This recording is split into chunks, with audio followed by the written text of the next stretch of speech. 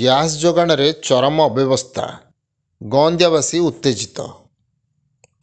ଢେଙ୍କାନାଳ ଜିଲ୍ଲା ଗଅଁଦିଆ ଅଞ୍ଚଳର Kripasindhu HP gas agency ଦ୍ୱାରା ଗ୍ରାହକଙ୍କ ଉପରେ ହେଉଥିବା ଚରମ ଅବହେଳା ଆଜି ଲୋକମାନଙ୍କ ଧୈର୍ଯ୍ୟକୁ ଭାଙ୍ଗି ଦେଇଛି। ସକାଳ 6ଟା ପୂର୍ବରୁ ଲୋକେ ଲାଇନ୍ ଧରିଥିବା ସତ୍ତ୍ୱେ ଠିକ୍ ସମୟରେ ଗ୍ୟାସ୍ ସିଲିଣ୍ଡର ମିଳୁନଥିବା ଗଅଁଦିଆରେ ବିଶେଷ ସମସ୍ୟା ହୋଇଉଠିଛି। ଦିନ ସରିଯାଏ କିନ୍ତୁ ଗ୍ରାହକଙ୍କ ହାତ ଖାଲି ଫେରୁଛି। ସବୁଠାରୁ ଚିନ୍ତାଜନକ କଥା, ଏହି ଅବସ୍ଥା କେବଳ ଗ୍ୟାସ୍ ଯୋଗାଣରେ ସୀମିତ ନୁହେଁ, ରାସ୍ତା ଚଳାଚଳକୁ ମଧ୍ୟ ଗୁରୁତର ଭାବେ ବାଧା ଦେଇଛି। ସ୍କୁଲ ଗାଡ଼ି ପଡ଼ିଯାଇଛି। ସରସ୍ୱତୀ ଶିଶୁ ମନ୍ଦିର ପିଲାମାନେ ବାଧ୍ୟ ହୋଇ ପାଦରେ ଚାଲି ସ୍କୁଲକୁ ଯାଉଛନ୍ତି। ପ୍ରଶାସନ ଏପର୍ଯ୍ୟନ୍ତ ନୀରବ ଦର୍ଶକ ହୋଇ ରହିଛି। ଏଜେନ୍ସି କର୍ମଚାରୀମାନେ କ୍ୟାମେରା ସାମ୍ନାରେ କୌଣସି ସ୍ପଷ୍ଟ ଉତ୍ତର ଦେବାକୁ ଚାହୁଁନାହାନ୍ତି।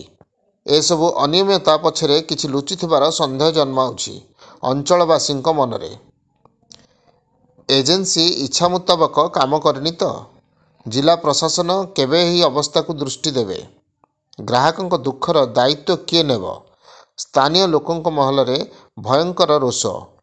ଯଦି ଶୀଘ୍ର ସମାଧାନ ନ ହୁଏ ତେବେ ଗଅଁଦିଆରେ ତୀବ୍ର ଆନ୍ଦୋଳନ ଅନିବାର୍ଯ୍ୟ ହେବ ବୋଲି ଚେତାବନୀ ଦେଲେ ଜନସାଧାରଣ।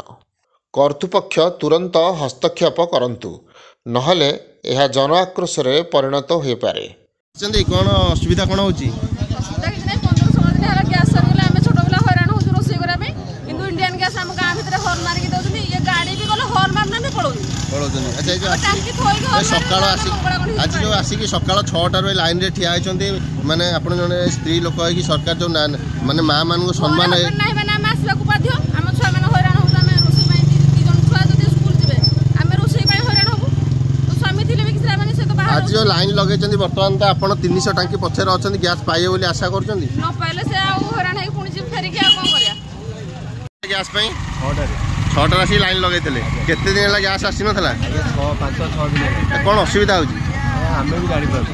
ଘରେ ମାନେ ବହୁତ ଅସୁବିଧାରେ ସରକାର ଯେଉଁ ଯୋଜନା କରିଛନ୍ତି ସେ ତାମାନେ ଫେଲୁଅର।